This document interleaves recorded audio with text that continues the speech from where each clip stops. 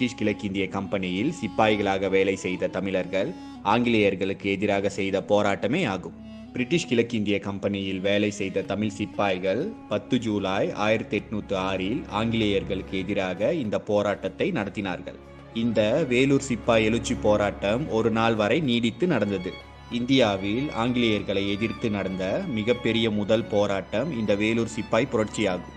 இந்த புரட்சியின் போது பிரிட்டிஷ் கிழக்கிந்திய கம்பெனியில் வேலை செய்த தமிழ் சிப்பாய்கள் ஆங்கிலேயர்களின் கட்டுப்பாட்டில் இருந்த வேலூர் கோட்டையை கைப்பற்றி 200 ஆங்கில சிப்பாய்களை காயப்படுத்தி கொன்றார்கள். வேலூர் சிப்பாய் புரட்சி நடக்க காரணமாக கூறப்படுவது பிரிட்டிஷ் கிழக்கிந்திய கம்பெனியில் வேலை செய்த சிப்பாய்களின் சீருடை மாற்றத்தாலே ஆகும். இந்த புதிய சீருடை நவம்பர் 1805இல் அறிமுகப்படுத்தப்பட்டது.